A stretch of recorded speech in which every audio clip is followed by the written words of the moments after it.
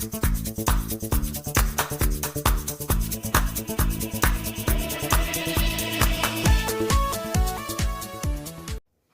all, welcome back to my channel Gateway to Computer Science.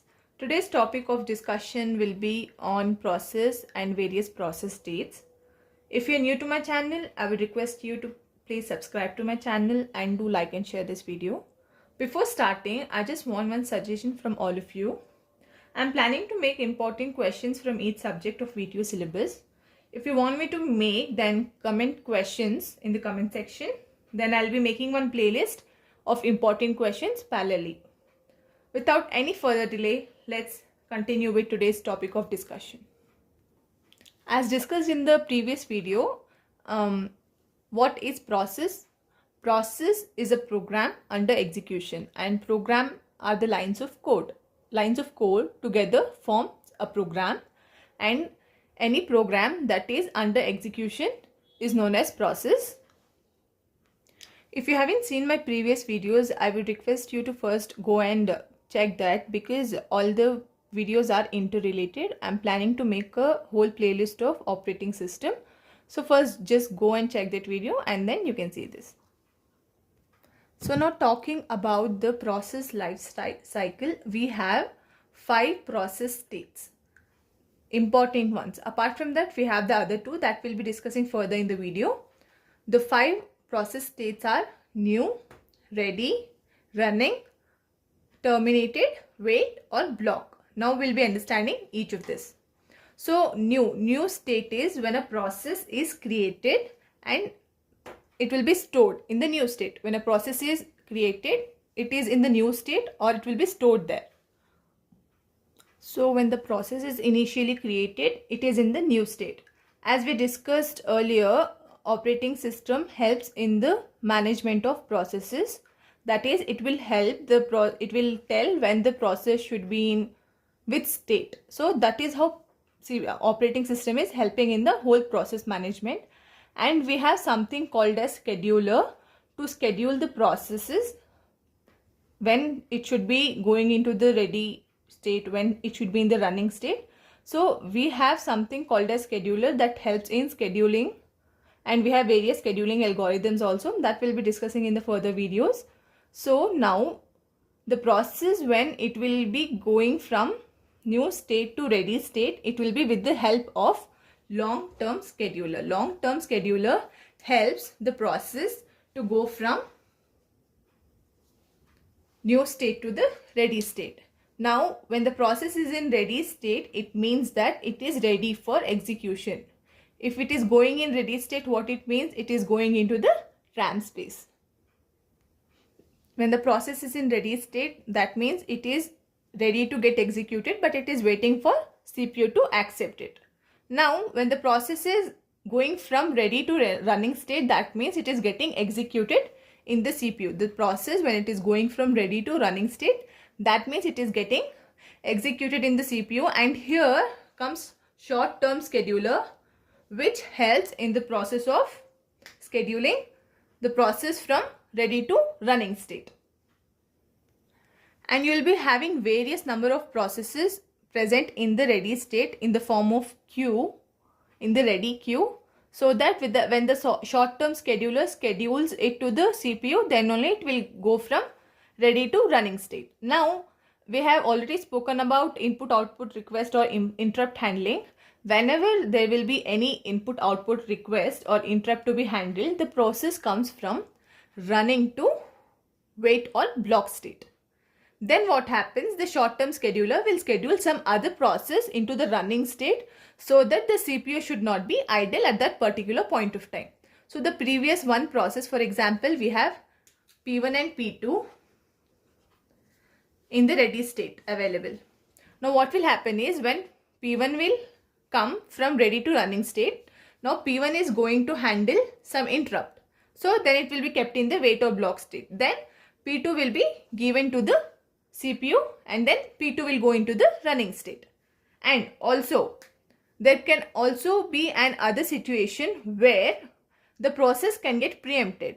For example, now we have another process called P3, which is of higher priority.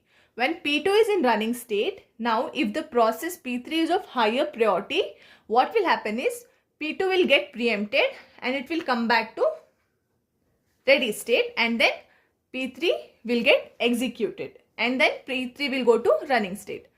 Preemption happens only when the higher priority process or time quantum we have discussed earlier that comes into picture. Then preemption happens and the process which will be in running state will go to the ready state. Once the process completes its execution, it will come from running state to the terminated. It gets terminated. After completion of its execution, the process gets terminated.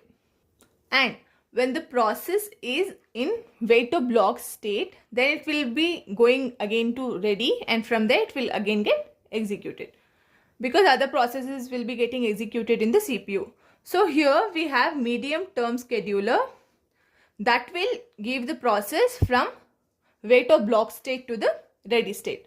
So this is about the 5 important states of process life cycle. I was telling you about the 2 extra states we have in the process life cycle. They are suspend wait and suspend ready. So as we know, we have limited amount of RAM. So all the processes at once cannot get accumulated. The processes should get terminated after its completion one by one. Now what happens is, for example, we have processes P1, P2 and P3 that are created, that are brought into ready state. Then they are brought again into running state as well.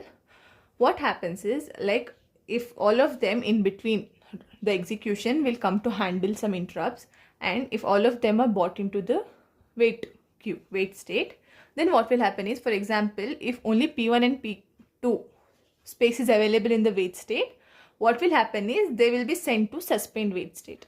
If the wait block is full, then the process will be sent to the suspend wait state. Once this block will be free, that is when the process will go after handling its interrupt, it will go back. Then the processes from the suspend wait will come back to the wait, and then the cycle continues. Apart from that, we have another process called suspend ready. What will happen is, now when the new process will get created, then they'll be sent to the ready state. Now if there are so many processes already present in ready state that there is no space for other process to accumulate, or if from here also while after handling the request, if they are coming back to the ready state, if there is no place in ready state, the processes will be sent to the suspend ready state. Then afterwards, when the ready state gets free, if it gets some space in that, again the processes will be sent back from suspend ready to ready state. And suppose by any chance, if the process is present in suspend wait for a very long time and is not getting its chance to go back to the wait state, then what will happen is the process from there will suspend wait will go to the suspend ready queue, so that there are higher chances of getting placed there earlier when compared to the wait block. Because from wait also again the process will have to go to ready state. From suspend ready also the process will have to go to ready state only. So when the process is waiting here for a very long time and here the place is not empty yet, then the process will choose the alternative path and it will go from suspend wait to suspend ready state. And then from there again it can be taken to ready state for its execution. So this is also an alternative method that process use from suspend wait. And this is known as backing store. The process backing store happens where the process from suspend wait goes to the suspend ready state. Our next video will be about process control block. If you have understood the content very well and find it useful, please like and share this video. And if you haven't subscribed to my channel yet, I would request you to please subscribe to my channel.